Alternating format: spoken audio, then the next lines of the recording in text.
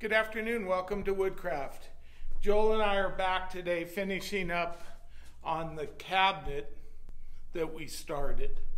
What we're trying to do here is, last week if you watched, we took and added shelf pins so that we could add shelves to this.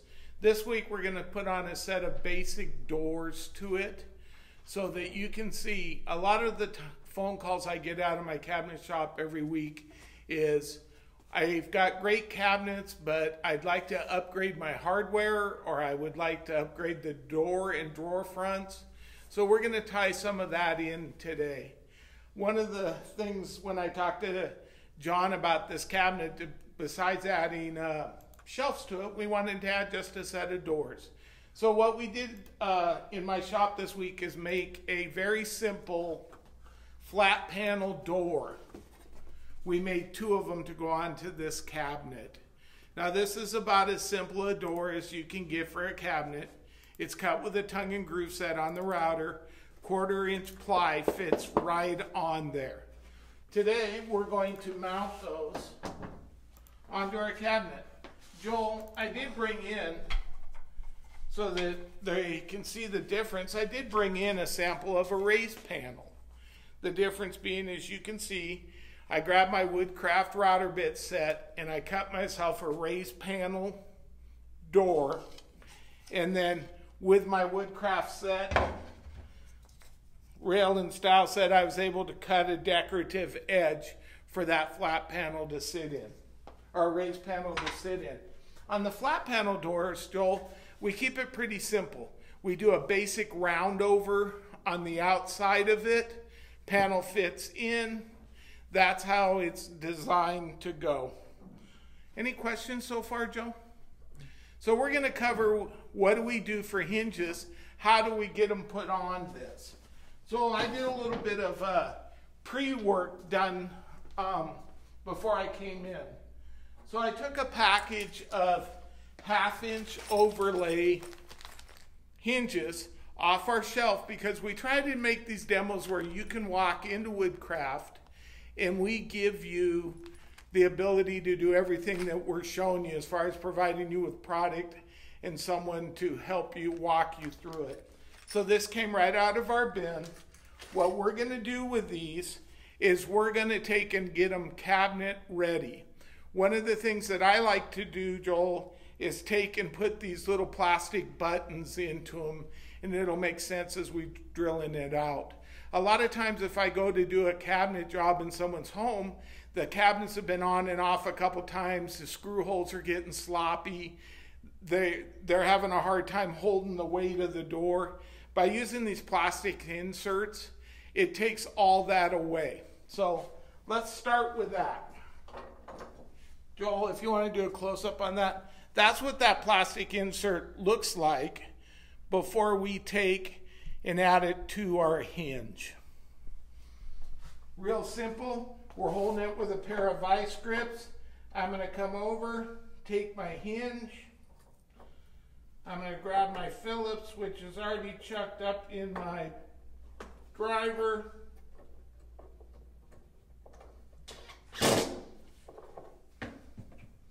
And you can see, Joel, where I've added one of the inserts to the hinge. So each hinge will get 2. Now again, we try to make sure that we're using material that you can come into your local Woodcraft and grab.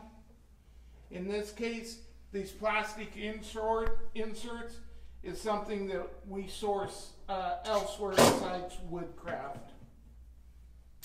All right, Joel, so now I have 2 hinges that are ready to go.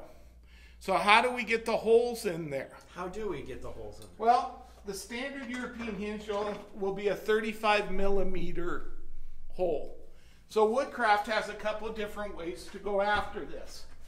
This is the 35mm hinge jig that's made to use in your drill press.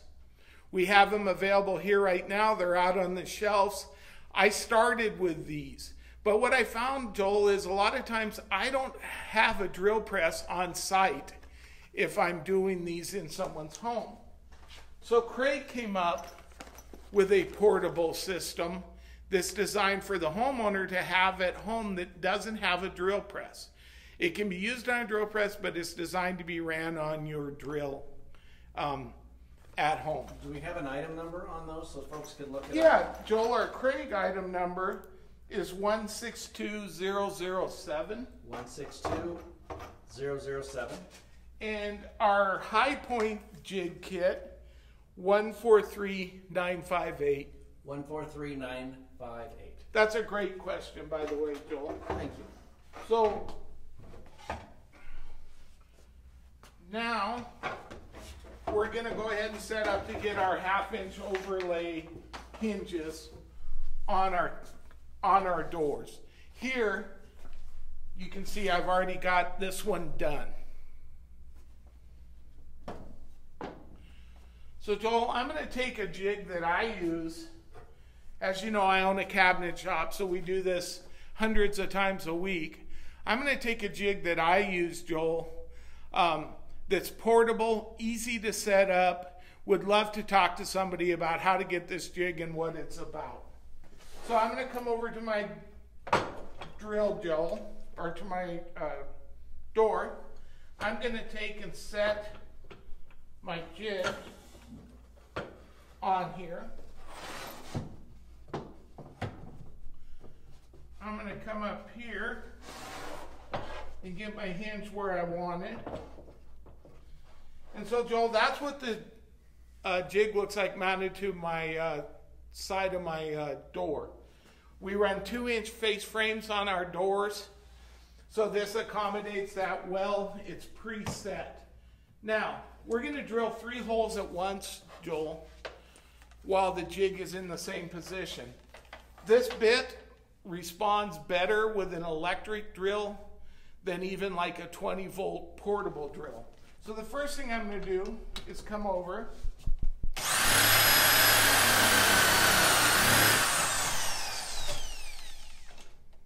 Then I'm going to do hole 2.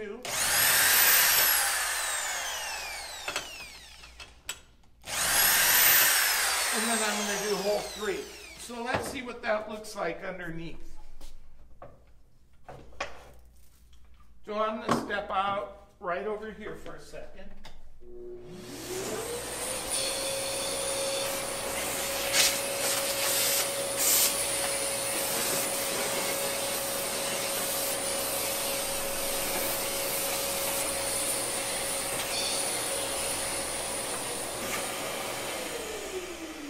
And this is what our jig's created for us, Joel. Let's just tilt it up. And perfect.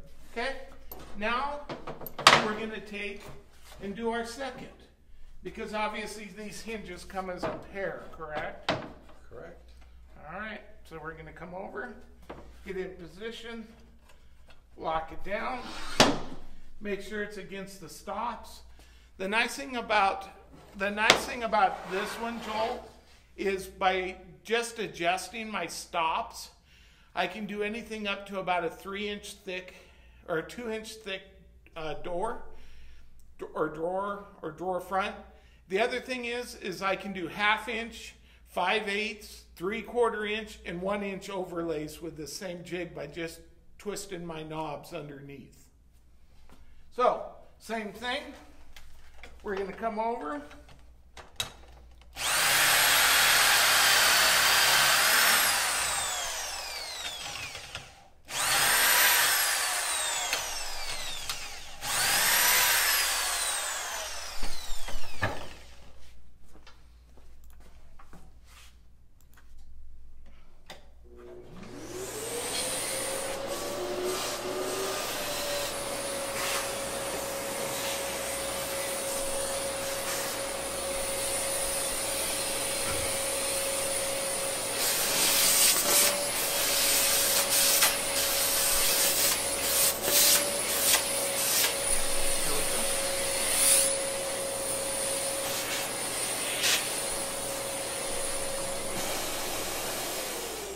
So Joel, at this point, this is what our door looks like. Ready to add hinges.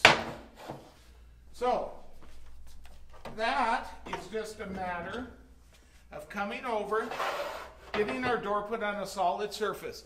Now, if these were finished already, Joel, we would have a pad or something down on our bench to keep from scratching it, dragging them. What I believe John's going to do is have one of the sales associates in here do a quick class on finishing these things off. These are sanded right now to 120 grit. I ran them through my new 2550 Laguna sander, Joel. I don't know how we did it without it. And again, if it's something that interests you, come on in. I'd love to talk to you about that sander. Any questions? None. Okay. So Joel, we're going to take this, pretty self-explanatory.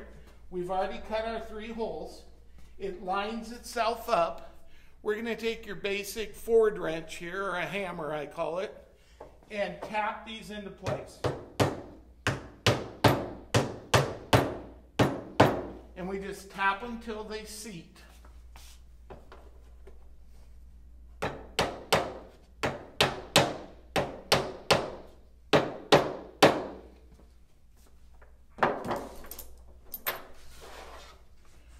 And there we go, Joel. We've got 2 hinges in, ready to go. Perfect.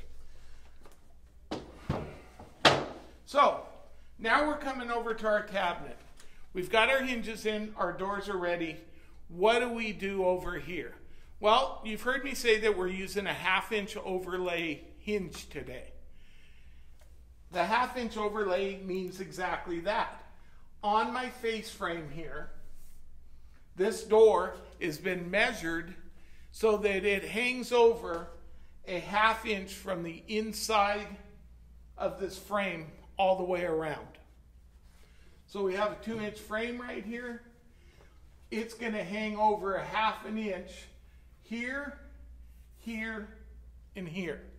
So I can take a piece of blue tape, again, if this is finished. I can make a mark where a 1/2 inch is, line my holes up that way. That's one way to do it. Or, Joel, we can take and cut a cheater stick, I call it. I've always called these dead men, which is an extra set of hands in the shop. And what it allows me to do is, this is at a 1/2 inch. So it's going to allow me to reference where that door is without doing a bunch of extra measuring. So I'm going to come over to my trusty tray, grab a couple screws. What size screws? Well, the nice thing, Joel, and we'll go ahead and open this up because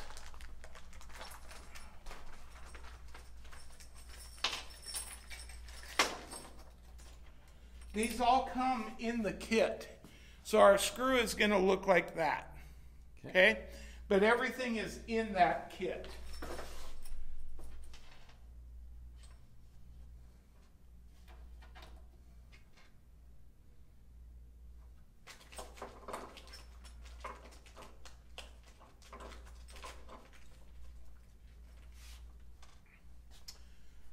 So Joel, before the class, I came over and I pre-marked where these were going to go. That allowed me to take and drill a little pilot hole so that when I'm driving these screws, I'm not going to get split out on this face frame. If you got to this point and you split that face frame, it's a lot of work to get that solved and cleaned back up.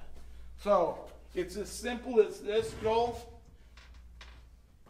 that we're going to grab this. We're going to come over here. We've got our storyboard or cheater or dead man already there. That's what's going to hold my 1/2 inch. I'm going to come over here and set my screw in my pre-drilled hole.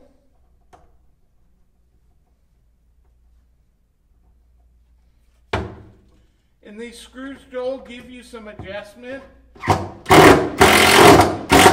both laterally and vertically, or horizontally and vertically, and it also allows you to adjust the gap on the end of them here.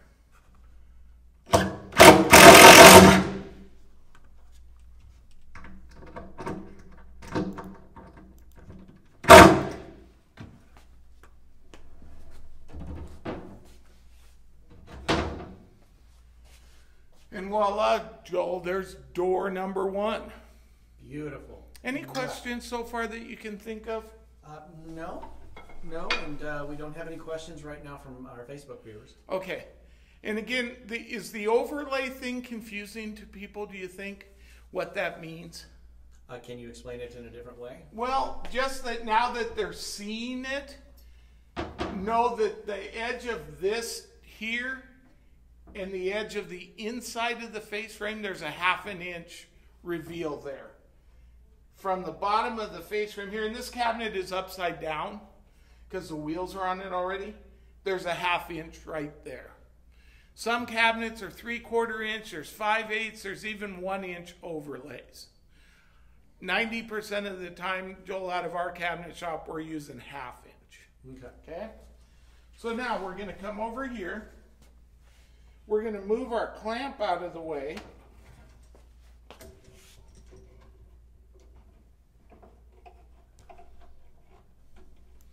We're going to position this door right here. We'll get our cheater stick back in here, Joel. And what is that cheater stick? That is holding my 1/2 inch gap. And it's cut at a 1/2 inch. It is cut at a 1/2 inch.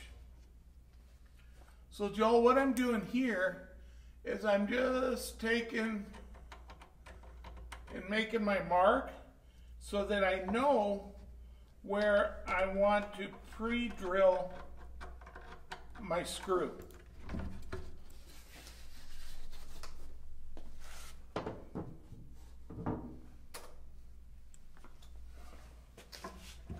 Now I'm going to come in here, come right into the center of my mark.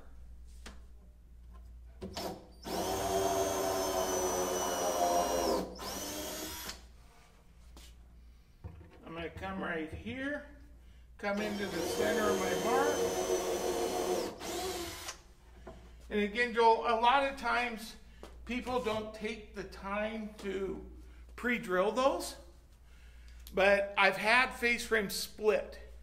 And I've never had one split when we've taken the time to pre-drill that face frame.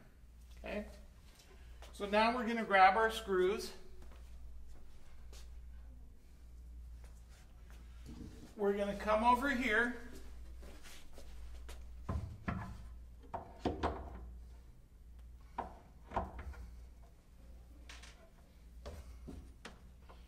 Sometimes an extra set of hands at this point, Joe, is helpful. Do you need me to come around? Well, could you hold the outside of the weight of the door for just 1 second? Here? Got it? No, what you're doing, Joe, is you're holding, move your fingers off the bottom. There you go. And there you go. It's good to get Joel in front of the camera. He doesn't get enough credit for what he does for us as our media guy. He's the guy always behind the counter. All right, Joel. Well, I like to think that I do some good sales too. Yeah, well, you're a master at it. We've all learned something from you.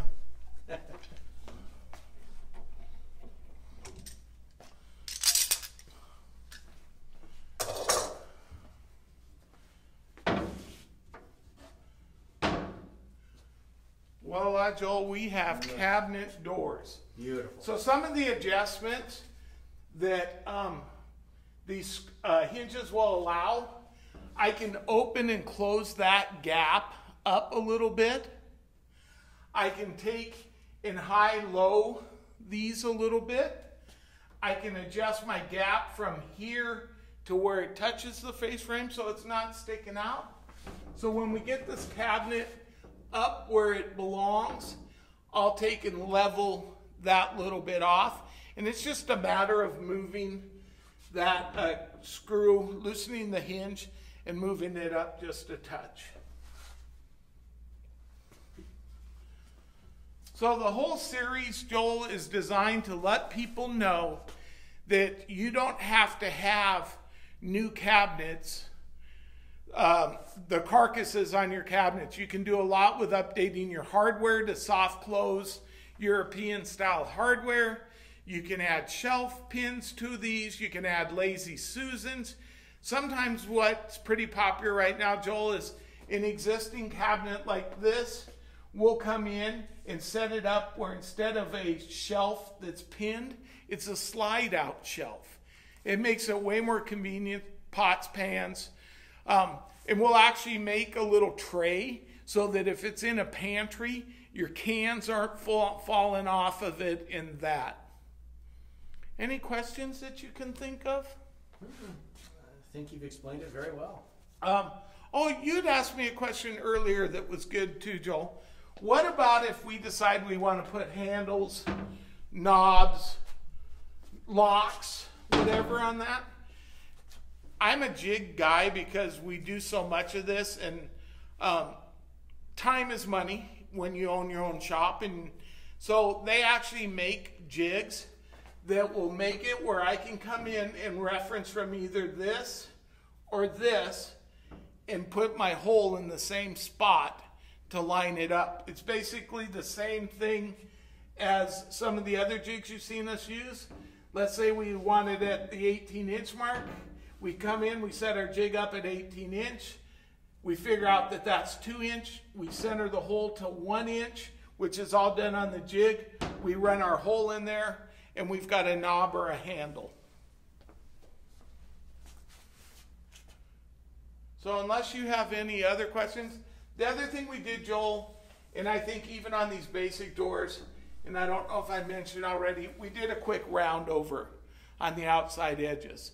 So instead of leaving that sharp on the outside, because what happens there is that gets chipped. That gets hit by the vacuum. It gets hit by the stroller in the house. A variety of different ways. And then all of a sudden, we end up with a sliver coming off that sharp corner. You're snagging your best blouse or something on it, and you're ripping a piece off. Anything else you can think of? No, our viewers are pretty silent today. Okay. Well, we're here. We're Woodcraft Spokane. We'd love to go over anything you've seen in the video. Come on in, ask for Joel or myself. The staff here is really knowledgeable. We're blessed to have people that actually work wood and work at Woodcraft. So with that being said, we'll see you next weekend. Thank you. Thank you, everyone. See you next weekend.